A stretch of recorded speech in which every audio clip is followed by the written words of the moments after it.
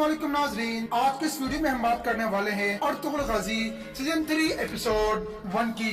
तो चलिए नाजरीन शुरू करते हैं और सीजन 3 में आपका बहुत बहुत खैर मकदम है। नाजरीन, इस वीडियो की शुरुआत में आप देखेंगे कि अर्तुगरुल भाई अपने साथियों के साथ घोड़े पे सवार हो रहे होते हैं और बिजली की तरह जंगल की जमीन को कूदते हुए आगे बढ़ते हैं और अपनी दिल ही दिल में अल्लाह से दुआ मांगते हैं और कहते हैं, या रब हमारे इस पाक रास्ते में आने वाले जालों को तबाह कर दे, दुश्मनों के सामने हमें चौकन्ना कर दे। या रब हमारी तलवारों को जुल्फिकार जैसा बना दे और हमारे दिलों को हजरत अली जैसा बहादुर दिल बना दे। हम सिर्फ आपके आगे झुकते हैं और सिर्फ आपसे ही मदद मांगते हैं, हमें कभी भी अकेला मत छोड़ना मेरे अल्लाह। दूसरी जानिब सल्जुकी सिपाही अपने कमांडर को आकर बताता है, हमने इर्द गिर्द को महफूज कर दिया है जनाब। कमांडर कहता है, बहुत अच्छे, अर्तुगरुल साहब किसी भी वक्त यहाँ पहुँचने वाले होंगे। थोड़ी ही देर बाद अर्तुगरुल भाई भी अपने साथियों के साथ वहाँ पहुँच जाते हैं। फिर वो सभी हजरात घोड़े से उतरते हैं और अर्तुगरुल भाई सीधा कमांडर के पास जाते हैं और वो कमांडर से गले मिलते हैं। फिर अर्तुगरुल भाई और उनके साथी कमांडर के पास बैठ जाते हैं। कमांडर कहता है, हमारे सुल्तान ने आपको सलाम भेजा है, वो आपकी खिदमत से बहुत खुश हैं। अर्तुगरुल भाई कहते हैं, मैंने सुना है वो कोपेक वजीर सुल्तान का नया वजीर बन गया है। कमांडर कहता है, बादफा गंदे लोग गंदे कामों के लिए दरकार होते हैं। अर्तुगरुल भाई कहते हैं, रियासत को हर वक्त साफ होना चाहिए, कहीं ऐसा ना हो कि एक दिन हम उस गंदगी में गिरकर डूब न जाएं। कमांडर कहता है, बिलाशुबा हमारे सुल्तान के पास कोई मंसूबा होगा। अर्तुगरुल भाई कहते हैं, मुझे भी यही उम्मीद है। फिर कमांडर कहता है, सुल्तान ने आपको एक नई जिम्मेदारी दी है, आप कारे साचार किले को फतह करोगे। ये इलाका बहुत अहम है, अगर हम इस इलाके को फतह कर लें तो हम बिजांतिन की सारी जमीनें कुस्तुंतनिया में शामिल कर सकते हैं। अर्तुगरुल भाई कहते हैं, हमने गद्दारों से छुटकारा हासिल कर लिया है, अब नए इलाके फतेह करने का वक्त है।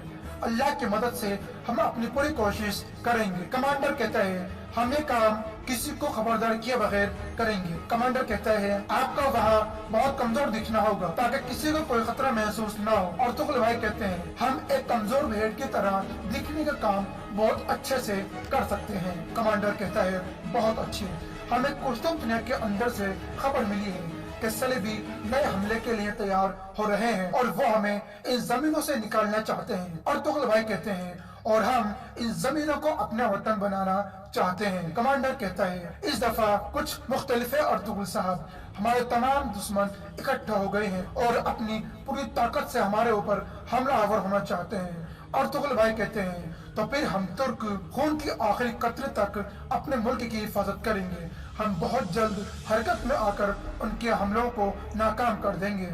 कमांडर कहता है, बहुत अच्छे, हम भी यही चाहते हैं। दफा दुश्मन के इलाके से शुरू होता है, वरना हम अपना वतन खो सकते हैं। अब मेरी बात गौर से सुने। कुस्तुंतनिया में मौजूद सुल्तान का एक जासूस एक नाम बताएगा, ये नाम सलेबियों के जासूस का है। उसका मकसद हमारी जमीनों पर सलेबियों के लिए राह हमवार करना है। अर्तुगरुल भाई कहते हैं, जब तक हम इस जासूस को खत्म न कर दें, हम कारे साचर को फतह नहीं कर सकते।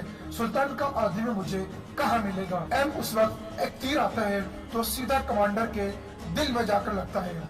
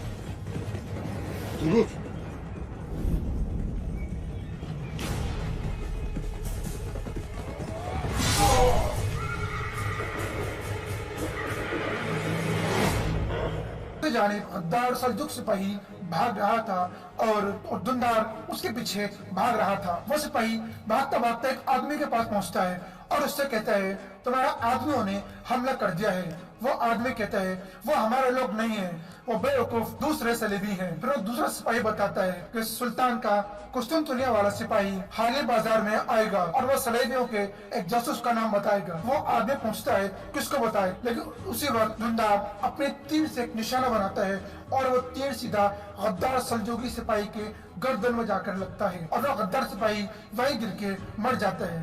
लेकिन दूसरा आदमी भागने में कामयाब हो जाता है।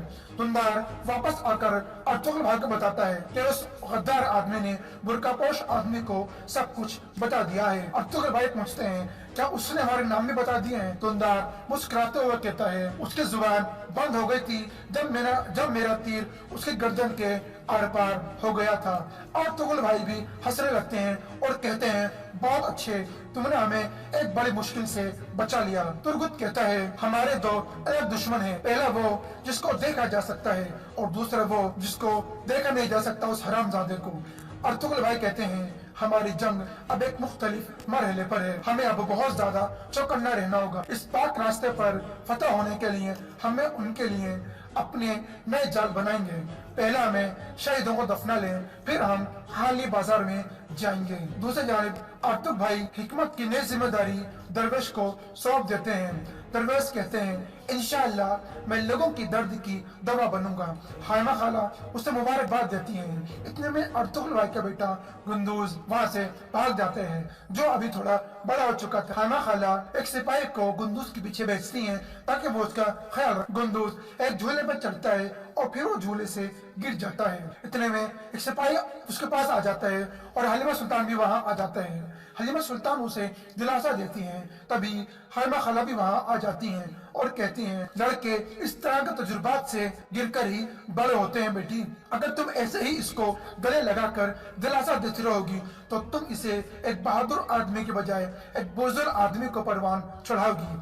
हलीमा सुल्तान कहती है आप सही कह रही हैं वालिदा, गुंदुज भी अपने बाबा और चाचा की तरह बहादुर आदमी बनेगा। दरवेश इशाक का पहला मरीज गुंदुज बनता है। इसके बाद हलीमा कबीले के लोगों में आटा तकसीम करने लगती हैं और सभी लोगों को एक कतार में लगने को कहती हैं। वो एक औरत के बर्तन में कुछ आटा डालती हैं और कहती हैं अब अगले की बारी है। ये सुनकर वो औरत गुस्से में कहती है इतने थोड़े से आटे में हम कैसे गुजारा करेंगे? हलीमा कहती है थोड़ा सब्र करो बाजी।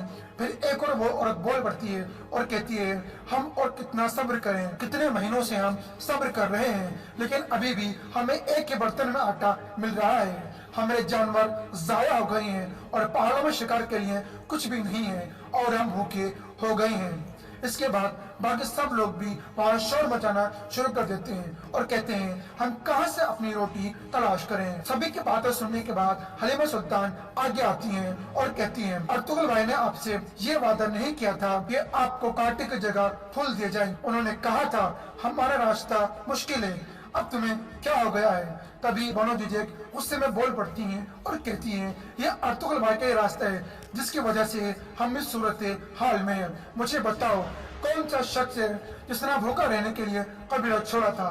हलीमा कहती है दुआन अल्प ने बगैर किसी हिचकिचाहट के अर्तुगरुल के लिए अपनी जान दे दी और तुम यहाँ इस तरह की बातें कर रही हो।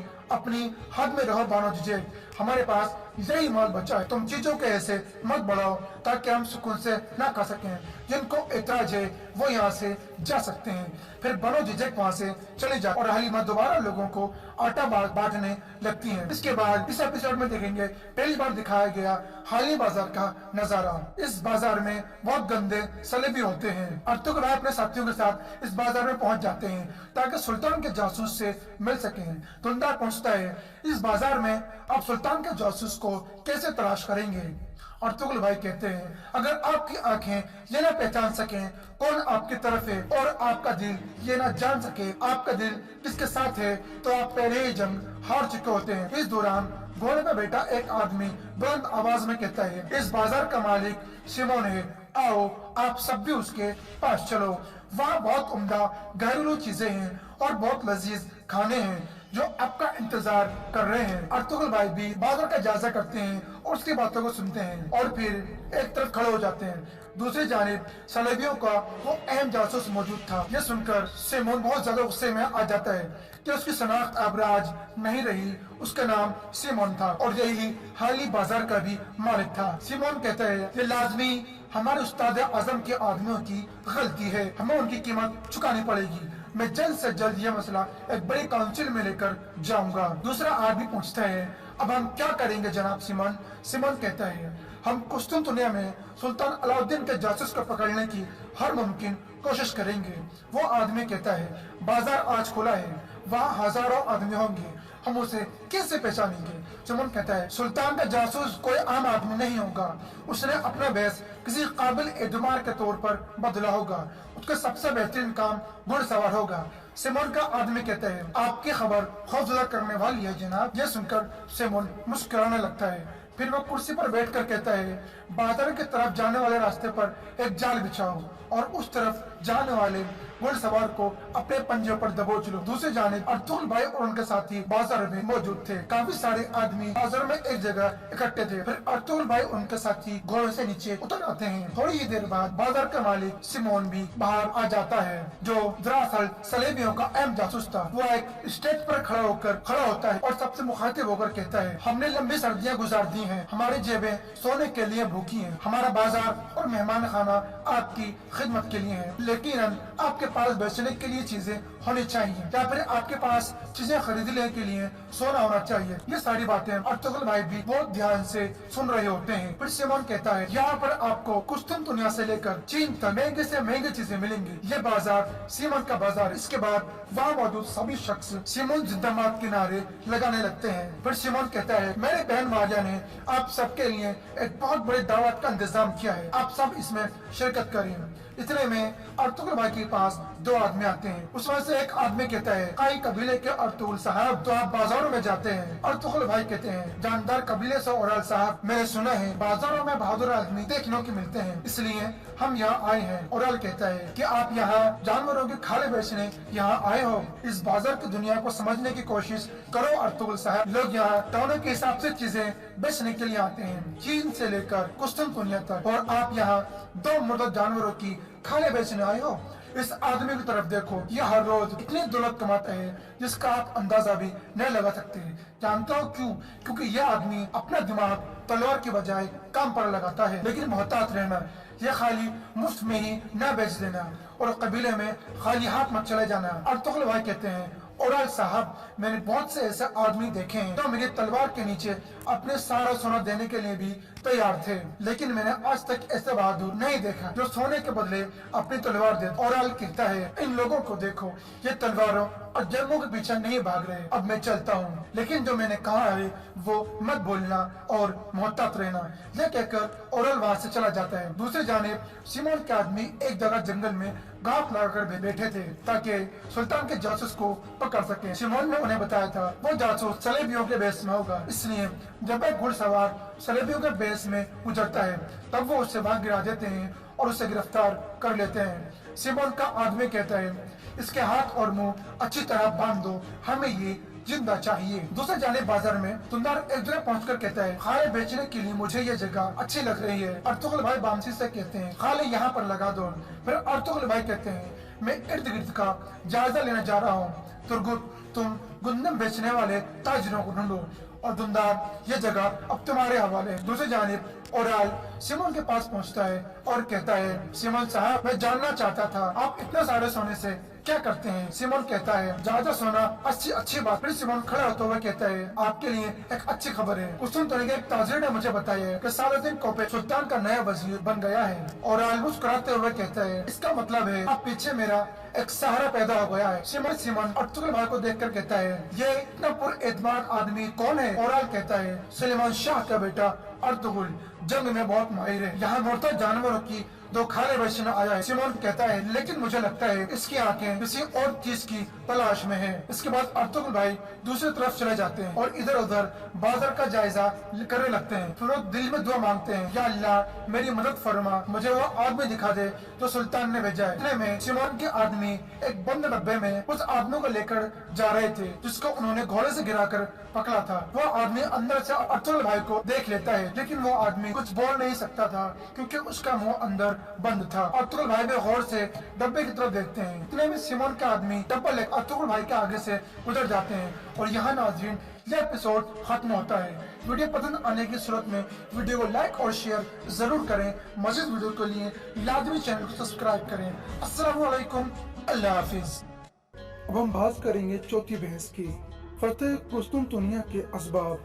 कुस्तुनतुनिया का मुसलमानों के हाथों फतेह होना महज इत्तेफाक नहीं था, बल्कि इस्लाम के इब्तदाई इदवार से एक तवील अरसे पर मुहित उनकी मुसलसल कोशिशों का नतीजा है। रसूलुल्लाह सल्लल्लाहु अलैहि वसल्लम की बशारत को पूरा करने के लिए कई नस्लों ने कोशिशें की और बनी उस्मान के दौरे हुकूमत से उन कोशिशों में बहुत तेजी आ गई। हम देखते हैं कि दौलत उस्मानिया के फरमारवा असबाब को बरवे कार लाने की सुन्नत पर बड़ी शिद्दत से कारबंद थे। मोहम्मद फतेह ने इसी सोच की पैरवी की और ये बात उनकी जहाद जिंदगी से पूरी तरह वाज़ेह हो जाती है कि वो अल्लाह ताला के इस इरशाद ग्रामे पर अमल करने में बड़े हरीस थे। तर्जुमा, और तैयार रखो उनके लिए जितनी इस्तिताअत रखते हो, कुव्वत और ताकत।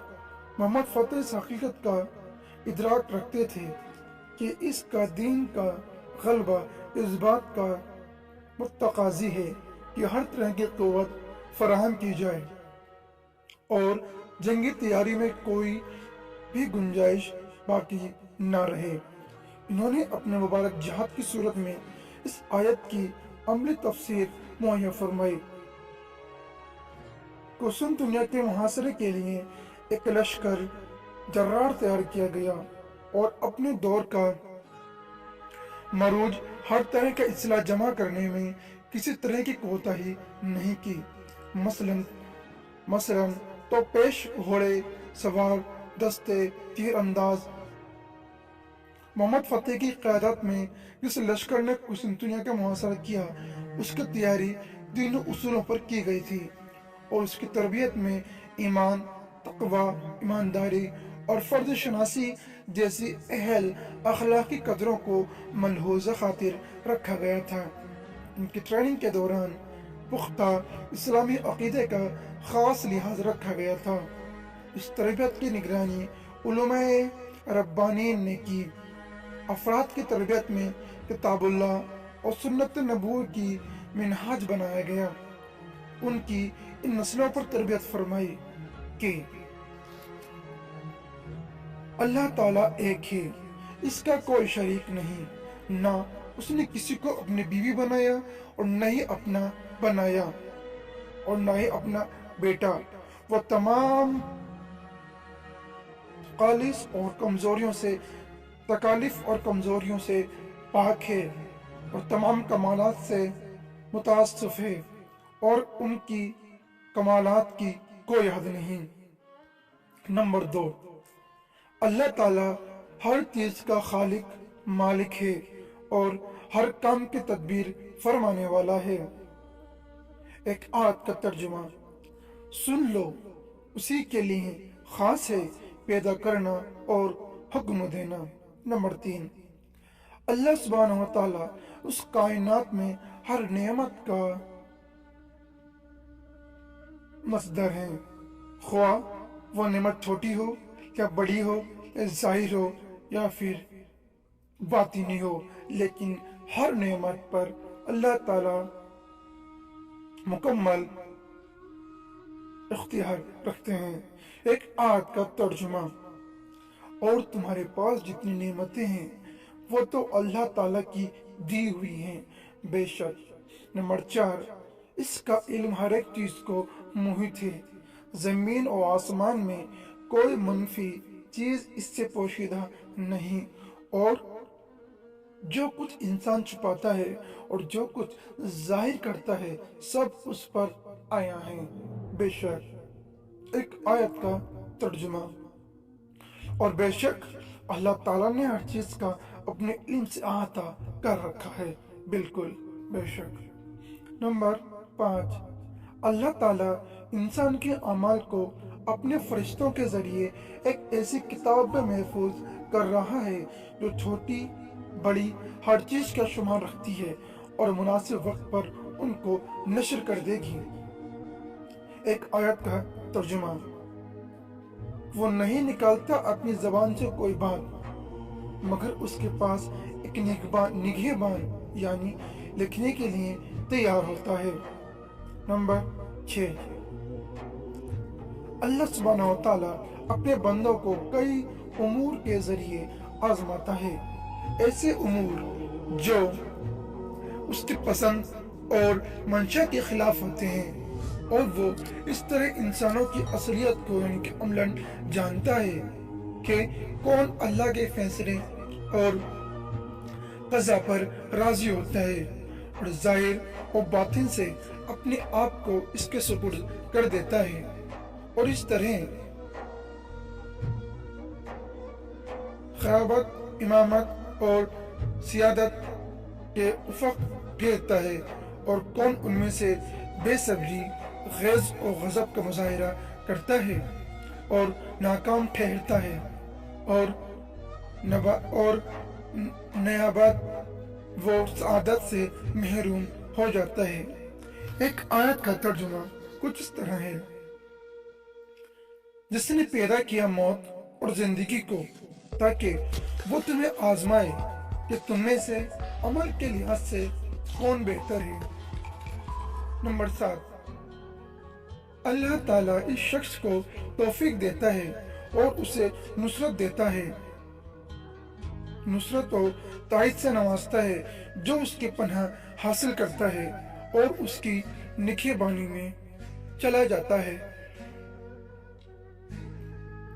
اور ہر حال میں اس کے حکم کی پابندی کرتا ہے۔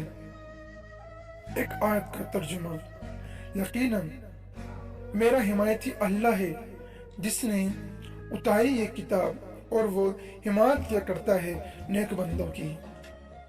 نمبر 8، اللہ سبحانہ و تعالیٰ کا اپنے بندوں پر یہ حق ہے کہ وہ اس کی عبادت کریں اور اس کی یکتائی کو تسلیم کریں اور اس کے ساتھ کسی چیز کو شریک نہ ٹھہرائیں۔ ترجمہ ایک آیت کا، بلکہ صرف اللہ کی ہی عبادت کیا کرو اور ہو جاؤ شکر گزاروں میں سے۔ نمبر 9، اللہ کریم نے قرآن پاک میں توحید اور عبودیت کے مضمون کی خوب وضاحت فرمائی ہے۔ دولت عثمانیہ کے علماء نے افراد اور سپاہ کی تعلیم اور تربیت میں رسول اللہ صلی اللہ علیہ وسلم کی منہج اور تربیت کی پوری طرح پابندی کی ہے اور درجہ ذیل پہلوؤں پر خصوصی توجہ مبذول فرمائی ہے۔ ایک بڑی آیت کا ترجمہ، پس حیات دینوی کے عروج اور زوال کی مثال ایسی ہے جیسے ہم نے پانی اتارا آسمان سے، سو گھنی ہو کر اگی پانی کے بعد سرسبز زمین،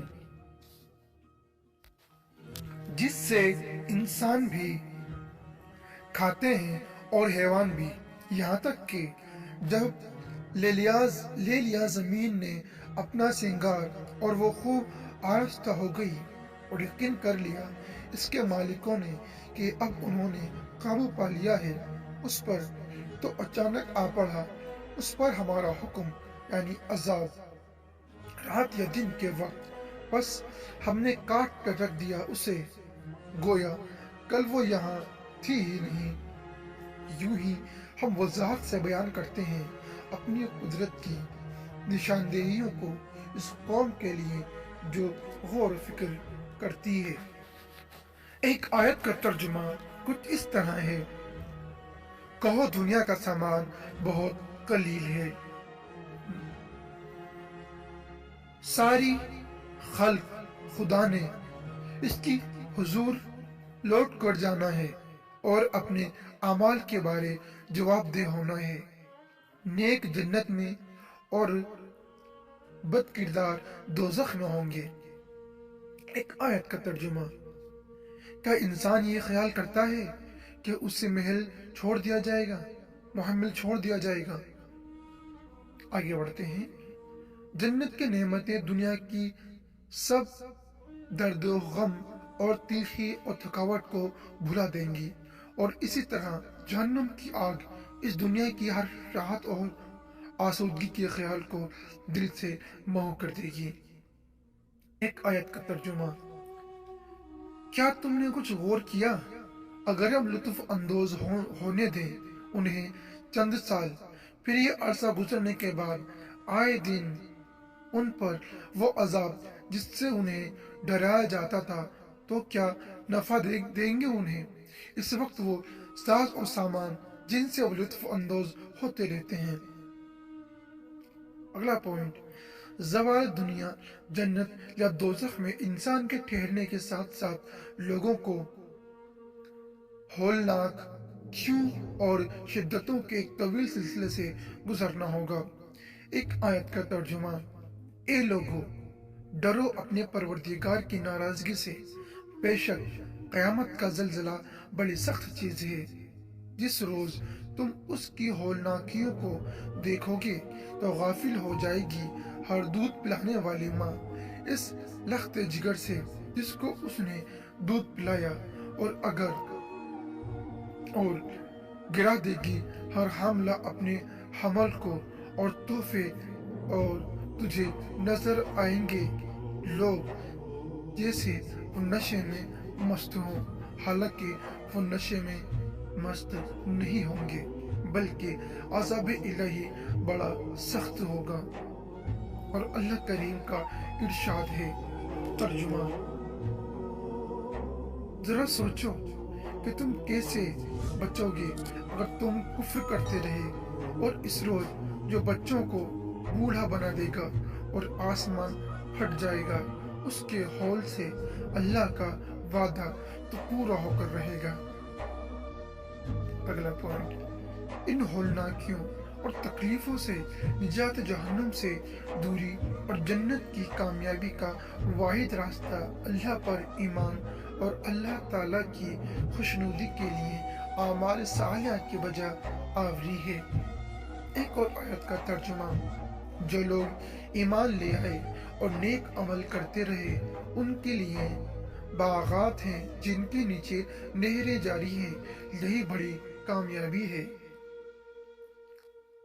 دولت عثمانیہ کے علماء ربانی منحط رسول اللہ صلی اللہ علیہ وسلم پر کار بند رہے اور افراد، سپاہ، قائدین اور معاشرے کو زمین میں پیغام الہی کو پھیلانے اور اعلی کلمات اللہ میں اپنا کردار ادا کرنے پر صبر و استقامت کی تلقین کرتے رہے۔ ان علماء کرام نے انہیں یہ احساس دلایا کہ اللہ کے ہاں ان کی بڑی قدر و منزلت ہے، وہ صبر و استقلال اور نصیحت اور موعظت کے ذریعے انہیں یہ باور کرانے میں کامیاب ہو گئے کہ جو کچھ اللہ کے پاس ہے یعنی نیک اعمال کا اجر، انہیں اس کے لیے کوشاں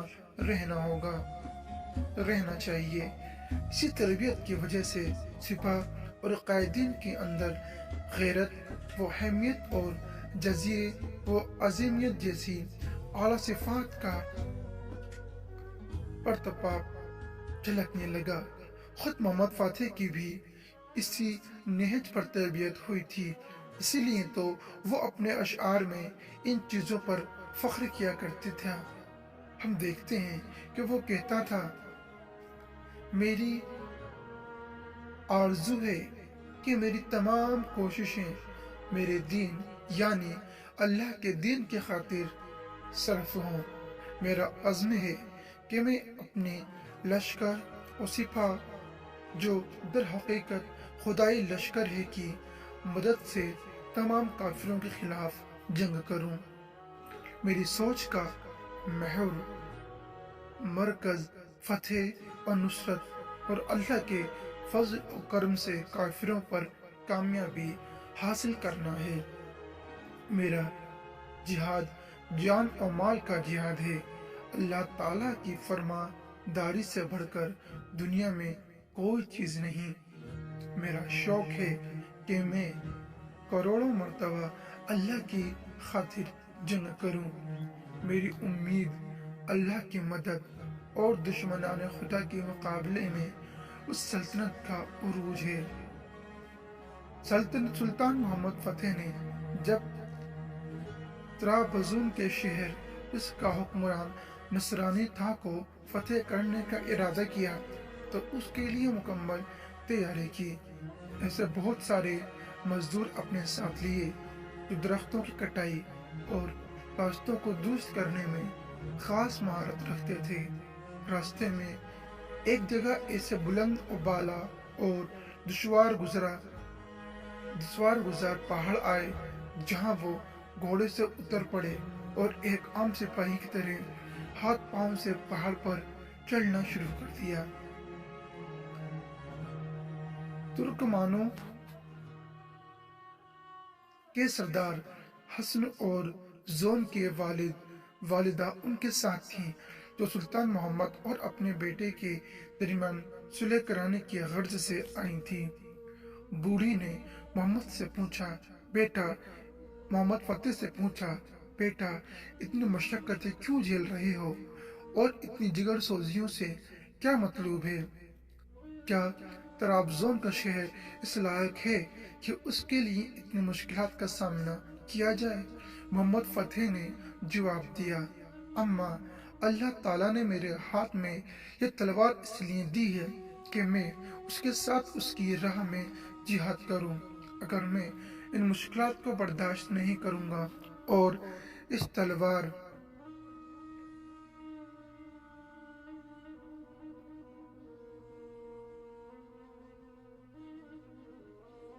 کا حق ادا نہیں کروں گا تو غازی کا لقب جو مجھے دیا گیا ہے اس کے ساتھ انصاف نہیں ہوگا۔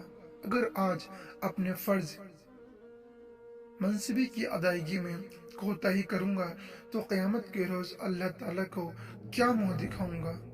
ایک سلطان محمد پر ہی موقوف نہیں، اس عمیق ایمانی تربیت کی بدولت پوری سپاہ اور اس کے قائدین سچے مجاہد تھے۔ قسطنطنیہ کے محاصرے کے دوران محمد فتح کا لشکر اس صحیح عقیدے، عبادت، دینی شعور کی بجا آوری اور اللہ رب العالمین کے حضور خصوصی و خشوع پر کاربند رہا۔ مورخین نے قسطنطنیہ کی فتح کے کئی اسباب کا ذکر کیا ہے، جیسے بیزنطینی دولت کی کمزوری، اندرونی مذہبی جھگڑے، طویل عرصے تک باہمی جنگ اور جدل کی بدولت، یورپی ملکوں کا اندر سے کھوکھلا ہو جانا۔ اس کے علاوہ کئی دوسرے اسباب کا بھی تذکرہ کیا گیا ہے۔ اب بات کرتے ہیں سلطان محمد فتح کے عہد حکومت میں سلطنت عثمانیہ میں شرعی قوانین کی عملداری کے اثرات۔ قرآن کریم، سنت رسول اللہ صلی اللہ علیہ وسلم اور سابقہ امتوں اور انسانی گروہوں کی زندگیوں میں غور و فکر انسان کو انفس و آفاق میں الہی قوانین کی اثرات کی حقیقی معرفت عطا کرتا ہے۔ کتاب اللہ ایسے الہی قوانین و سنن سے بھری پڑی ہیں جو معاشروں، ملکوں اور انسانی گروہ میں ہر کہیں نظر آتے ہیں۔ رب قدوس کا ارشاد ہے، ترجمہ: چاہتا ہے اللہ تعالیٰ کے کھول کر بیان کر دے اپنے احکام تمہارے لیے اور چلائے تم کو ان کامیاب لوگوں کی راہوں پر جو تم سے اور چلائے تم کو ان کامیاب لوگوں کی راہوں پر جو تم سے پہلے گزرے ہیں، اور اپنی رحمت سے توجہ فرمائے تم پر، اور اللہ تعالیٰ سب کچھ جاننے والا بڑا دانا ہے۔ الہی قوانین قرآن اور سنت میں غور و خوض کرنے سے آشکار ہو جاتے ہیں۔ رسول اللہ صلی اللہ علیہ وسلم مناسب مواقع کی تلاش میں ہوتے تھے اور حالات سے استفادہ کرتے تھے تاکہ وہ اپنے صحابہ کرام کو دکھائیں کہ ان حالات اور واقعات میں سنن خداوندی کس طرح کار فرما ہے۔ اس طرح کا ایک واقعہ ہے کہ نبی کریم صلی اللہ علیہ وسلم کی ناقہ، جس کا نام اسبا تھا، بہت تیز تھی اور دوڑ میں کسی بھی اونٹ کو اپنے سے آگے نہیں نکلنے دیتی تھی۔ ایک مرتبہ ایسا ہوا کہ ایک عربی کا اونٹ اس اونٹنی سے آگے نکل گیا۔ یہ بات صحابہ کرام علیہم رضوان پر گراں گزری۔ نبی کریم صلی اللہ علیہ وسلم نے اپنے صحابہ کرام کے سامنے سنن خداوندی میں سے ایک سنت کو عیاں کرتے ہوئے فرمایا۔ ترجمہ: اللہ تعالیٰ کے ذمے کرم پر ہے، یعنی یہ الہی قانون ہے کہ وہ جس چیز کو دنیا میں عروج عطا کرے اسے ضرور زوال پذیر کرے۔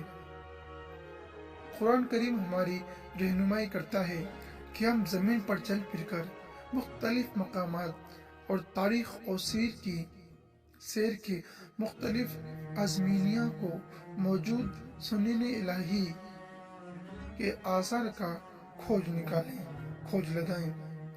ارشاد خداوندی ہے۔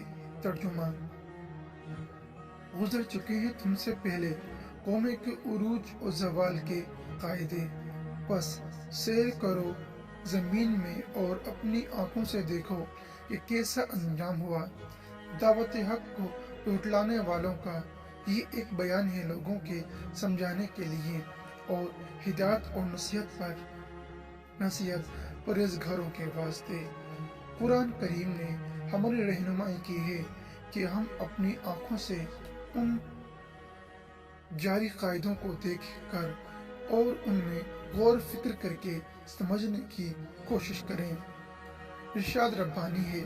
ترجمہ: فرمائیے غور سے دیکھو کیا کیا عجائبات ہیں آسمانوں اور زمین میں، اور قاعدہ نہیں پہچانتے آیتیں اور ڈرانے والے اس قوم کو جو ایمان نہیں لانا چاہتے، بس وہ انتظار نہیں کر رہے ہیں مگر ان لوگوں جیسے حالات کا جو گزر چکے ہیں ان سے پہلے۔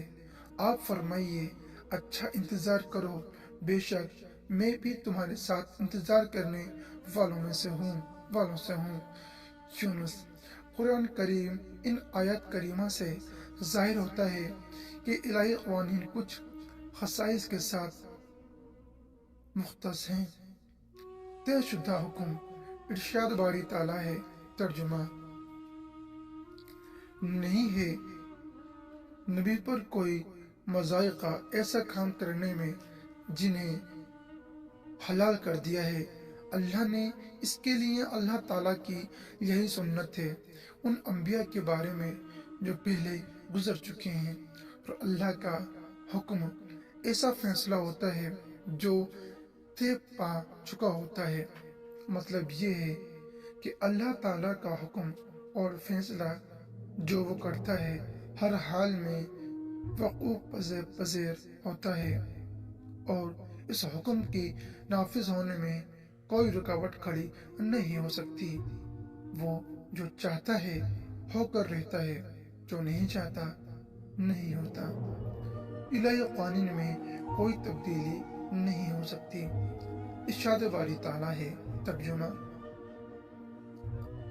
اگر اپنی حرکتوں سے باز نہ آئے منافق اور جن کے دلوں میں بیماری ہے اور شہر میں جھوٹی افواہیں اڑانے والے، تو ہم آپ کا مسلط کر دیں گے ان پر، پھر وہ نہ ٹھہر سکیں گے آپ کے آس پاس مدینہ طیبہ میں مگر चंद रोज वो भी इस हाल में कि उन पर लानत बरस रही होगी, जहां पाए जाएंगे, पकड़े जाएंगे और जान से मार डाले जाएंगे।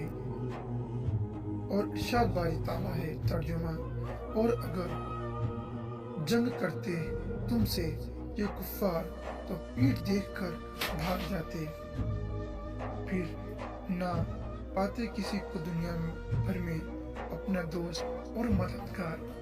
ये अल्लाह दस्तूर है जो पहले से चला आता है, और अल्लाह के दस्तूर में तो हरगिज कोई तब्दीली नहीं पाएगा। खुदाई फैसला नाफिज होकर रहता है, रुकता नहीं है।